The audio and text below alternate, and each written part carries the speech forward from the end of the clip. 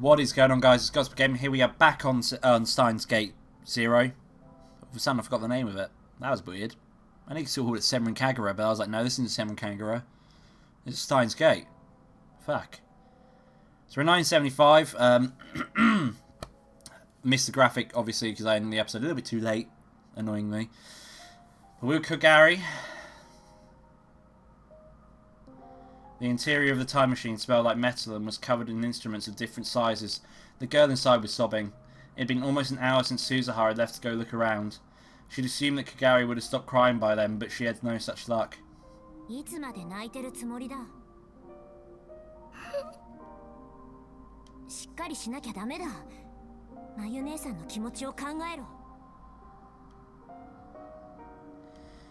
Shiina looked up at Suzuha, her face wet with tears.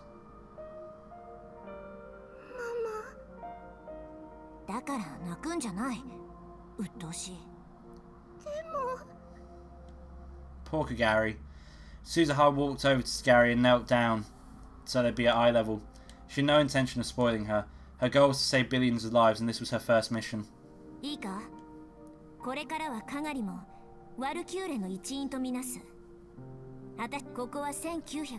skip that, sorry. 父さんもマヨ姉さんも出生してない。つまり誰も守ってくれないんだ。 Damn right, it's all before they were all even conceived. 自分の身を守るのは自分だけだと思え。いいな。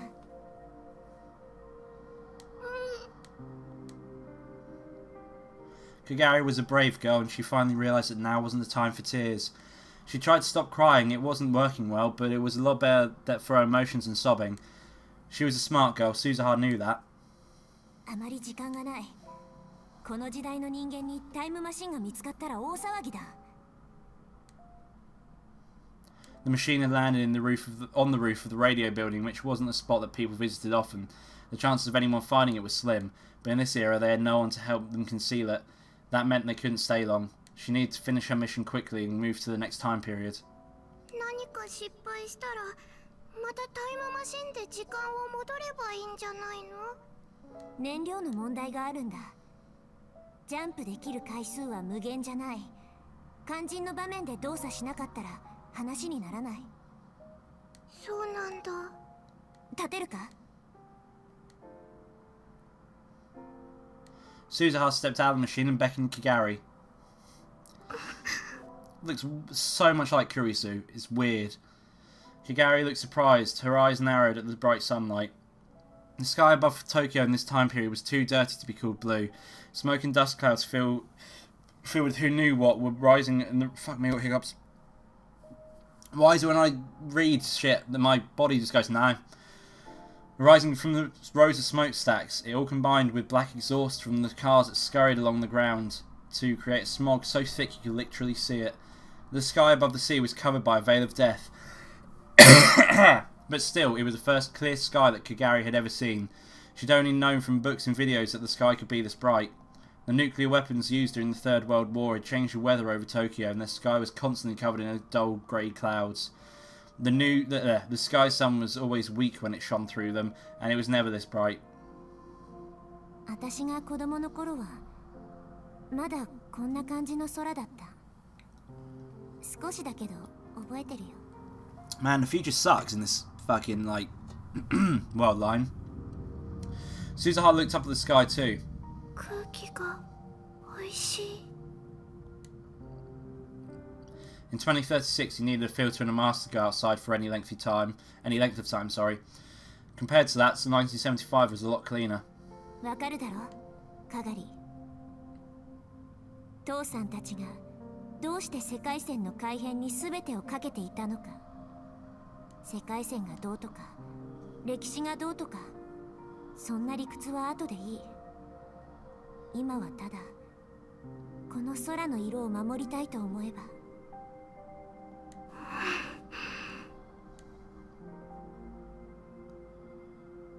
Kagari slipped her hand into her pocket and took out the faded green Upa keychain. She stared at it with a sad look on her face. She was probably thinking about Mayuri, her mother. She was probably trying to understand what it meant that her mother had put her inside the time machine.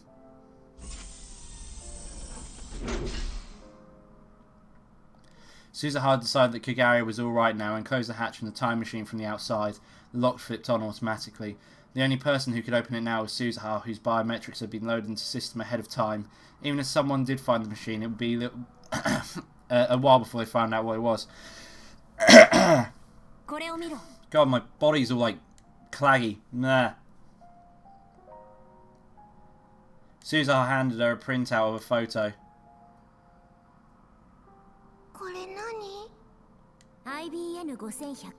The IBN 5100. Ah, yeah.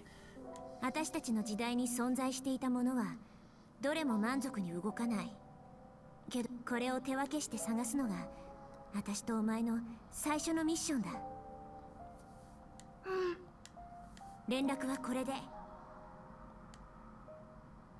She handed Kagari a small transceiver. I can't even fucking talk. Transceiver. That's the one. 気休め程度だと思え。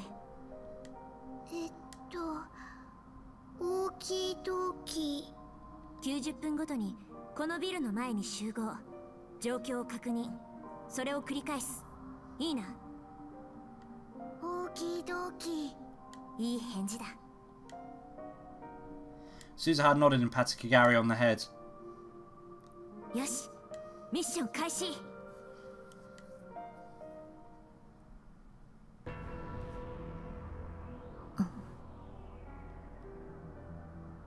Suzuha was on the top of the radio building in 2010, looking down. 35年か。 That's how long it had been in real time since she'd spoken to Kagari here. From her perspective, it had only been a few months. The view from up here had changed a lot since then. In the next 26 years, it would change even more. She'd seen for herself how this building looked over a span of 61 years. The thought did make her feel sentimental. Instead, she felt the loneliness and fear that comes with having a past not shared with anyone else. Using the time machine to change the world lines means breaking the rules of the universe. Rintaro Okabe's words flashed through her mind. Still, lately she'd been thinking more about Kagari. She'd been searching the city at regular intervals. She was looking for Kagari Shina. She didn't even know she was in Tokyo. She had no clue. She didn't even know what Kagari looked like now. So maybe it was a waste of time. Even so, she had to find Kagari herself. But she hadn't had any better luck today.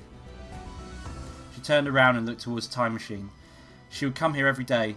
Her primary reason for coming was to see if her father Itaru Hashida had been here. Any time she let her guard down, he would come to try and examine it. She told him it would cause a time paradox, but he didn't listen. She needed to keep constant watch. To be honest, she had a lot of things she had to do. And then she heard the metal door to the roof open. Was it her dad? She squinted in the darkness, but the person she saw was much smaller than Itaru. And had cat ears coming out of their head. Oh, it's Faris.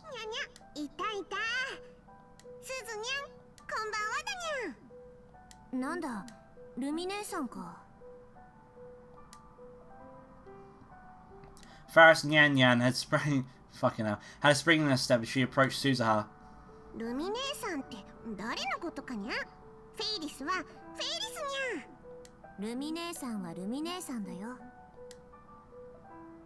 Faris's real name was Rumiho Akiha, sorry. She was Daru's friend and had helped them in many different ways in 2036. So Suzuha had known her ever since she was very young and had always called her big sis Rumi. For whatever reason in this era, she always wanted to be called Faris though. When Suzuha asked why, she simply responded with Faris is Faris, Nya, an answer which meant nothing to Suzuha.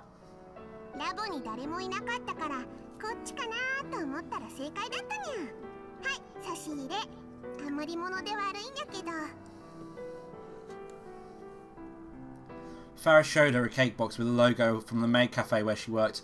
Maid Queen Nyan Squared. Well, it's Nyan Nyan, but yeah. If he ate something like that this hour, he'd get even fatter. Wow.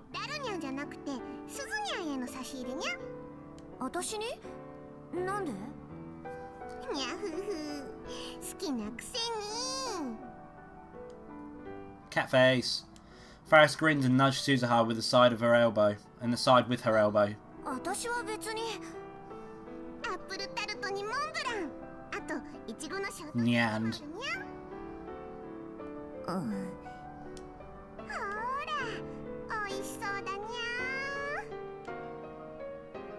Faris opened up the box and showed her what was inside. Suzuha could smell the sweet cream and fruit. All the sweet cream, all the fruit. Oh, I said fruit in such a weird way. Cute little Meowth, but it's evolved into a Persian. Ha, Pokemon jokes.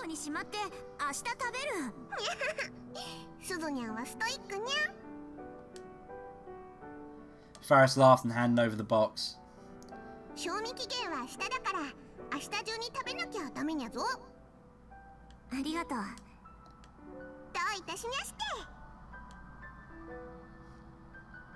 Faris gave a mischievous wink and looked up at the time machine beside them.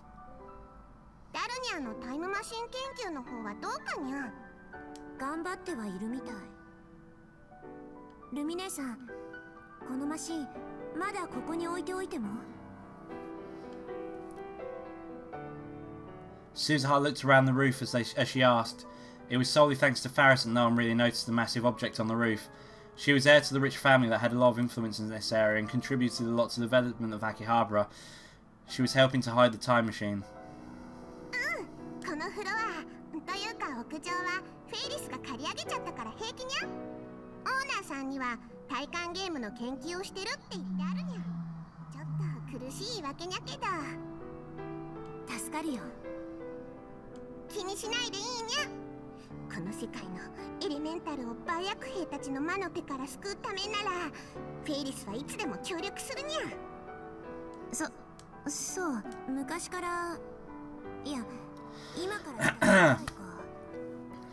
I don't really like...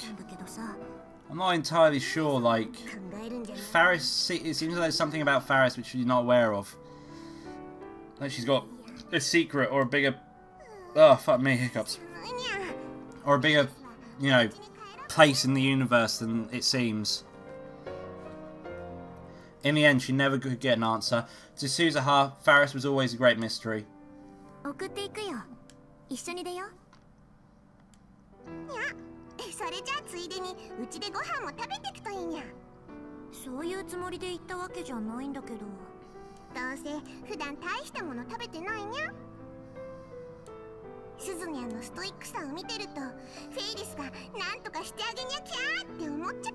It is true.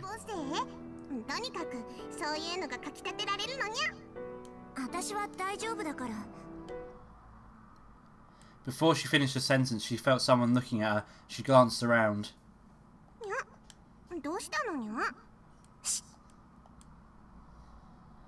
She listened carefully. She definitely heard a very faint sound from the direction of the metal door that led to the stairs. It was small enough that Suzuha was only able to notice it before because of her training.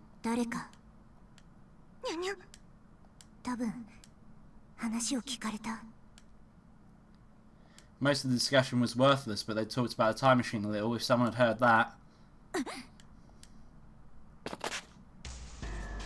Suzuha yanked a gun out of her jacket and in an instant ran towards the stairs as fast as she could.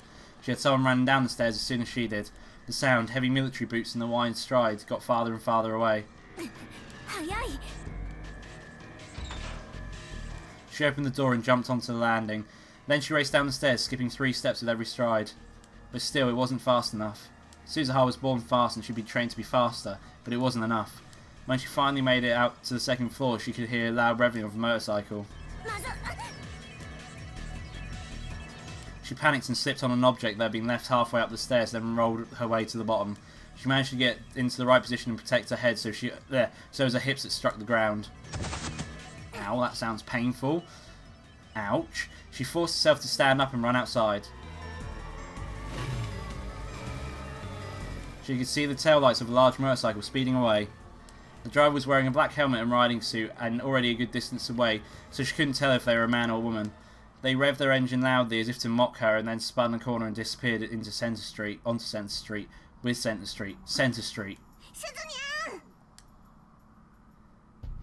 A little later, Faris caught up.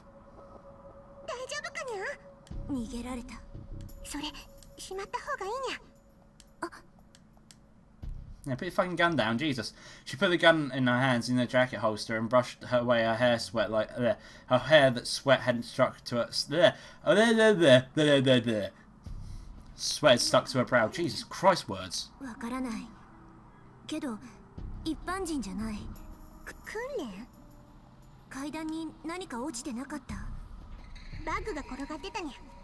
A bag? になる位置だった。多分わざと落としたんだよ。しかも私がそこを通るタイミングでエンジンを見事に引っかかったよ。トラップってことかにゃ。ああいうことがとっさにできるっていうのは特殊な訓練を受けてるからだ。Yeah, sure, whatever you say. Suzuha glared in the direction the bike disappeared and started to think, who was it? CERN? There was an unofficial CERN group, the Rounders, that had been searching for IBM 5100s in Akihabara. Rintaro Okabe had told her that, but he'd only encountered them in another world line. 誰かはわからないけど、私たちの他にタイムマシンのことを知ってる奴がいるのは間違いない。Was it that they knew about it, but weren't going to do anything more? Or did they intend to steal the time machine from her? Since she didn't know, she had to assume the worst, or she wouldn't be prepared to deal with it. She looked up at the sky and sighed. It was becoming a bad habit. ねえ、ルミ姉さん。このことはオカリンおじさんには内密にしておいて。なんで？今のオカリンおじさんが知ったら、タイムマシンを破壊しろって言いかねない。危険だからって。そうにゃけど。私は絶対にマシンを守るよ。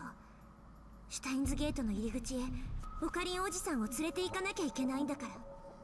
それが未来の父さんとの。私をここに送り出してくれた人たち。Well, that's gonna be hard if he keeps on acting like a fucking child. わかったにゃ。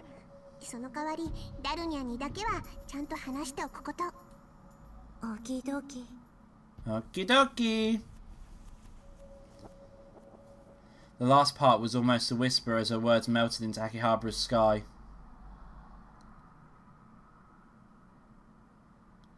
And that will end the episode there. If you like this video, don't forget to leave a like in the section below, and if you want to see more of this, do subscribe to the channel as I upload every day. Thanks for watching, guys, and I'll see you next time. Bye bye.